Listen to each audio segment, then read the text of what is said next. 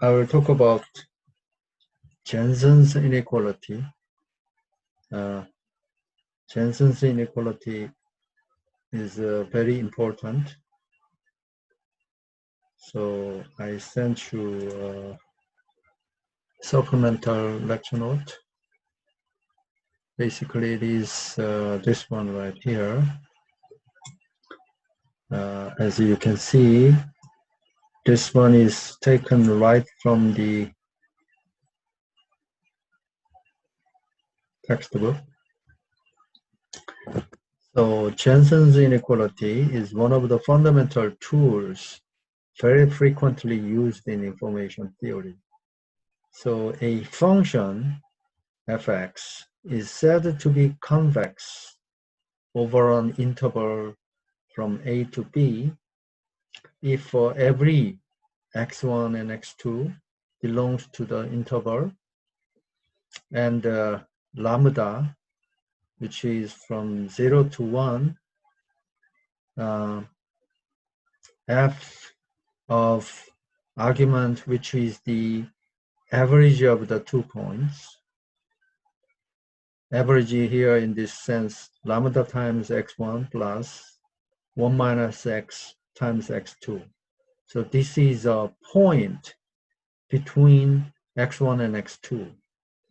And on this side, we have lambda times f of x1 plus 1 minus lambda times f of x2.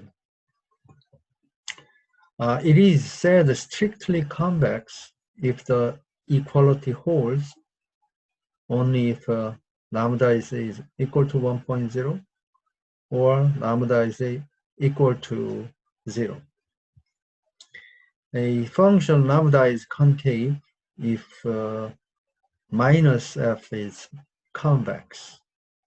So example of convex functions includes x squares and absolute value of x over all range of x.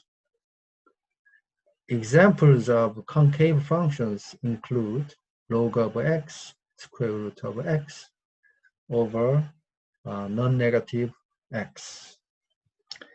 So this is the definition of convex function f. So f is convex over a certain interval if the function of average is smaller than or equal to average of a function. So function of average is indicated right here. That is a function of average.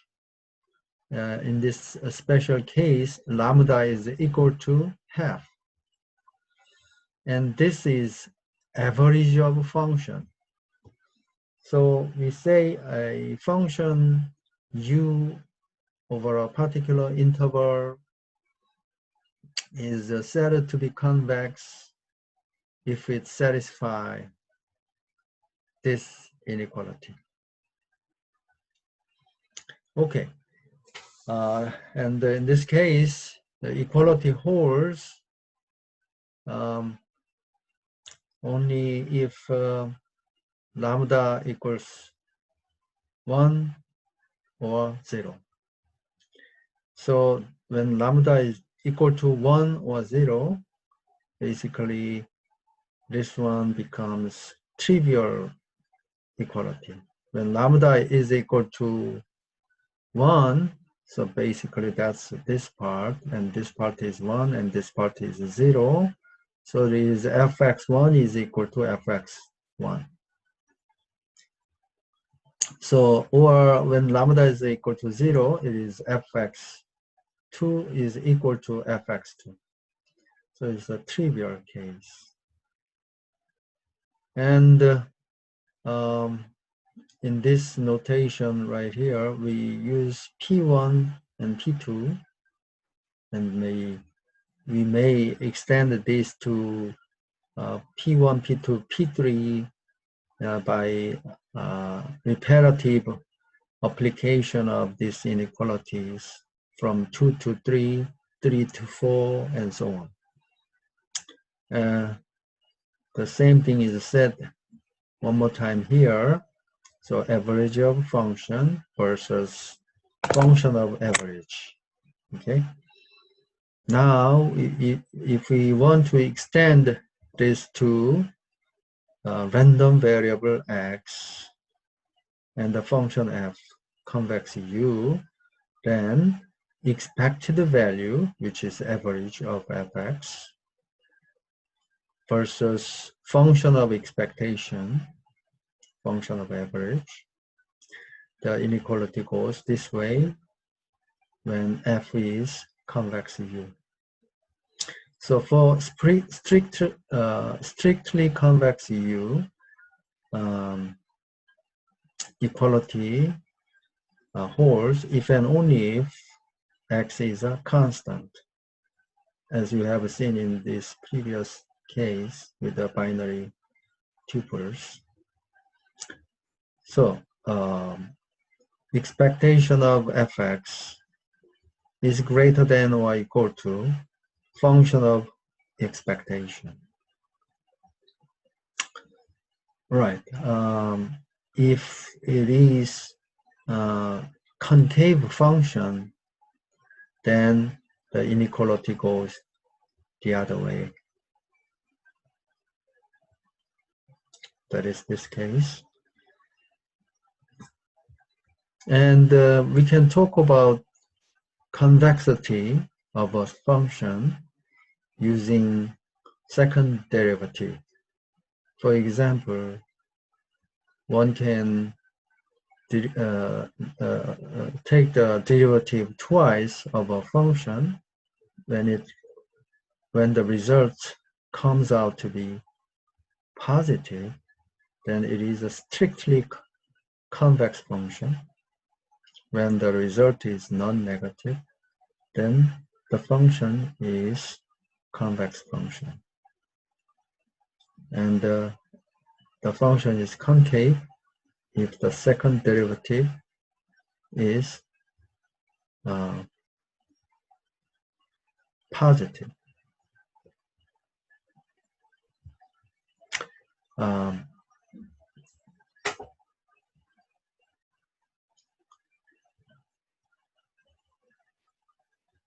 When the second derivative is, for example, of x squared, the first derivative is x, 2x, and the second derivative is 2. So 2 is positive. So x squared is convex u function. It is a strictly convex u function. The other case, when we consider log of x, this function is concave. Log of x is has the negative second derivative, so the function is concave over the interval from 0 to infinity. So log x is concave that way, and then we can also prove convexity using Jensen's inequality. Jensen's inequality can be applied when the function is not derivative. When the function is not possible to take the derivative. Okay. So that's the Jensen's inequality, which is more general than just taking derivatives of a function. It can be used for functions that are not, possible to take the derivatives. Okay, that's Jensen's inequality, and this picture tells you which way the inequality goes.